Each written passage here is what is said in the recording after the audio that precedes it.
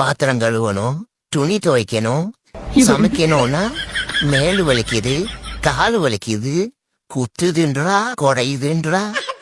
ஆனா நம்ம கூட சண்டை போடும்போது மட்டும் எங்க இருந்து தான் அவ்வளோ எனர்ஜி வருதுன்னு தெரியல.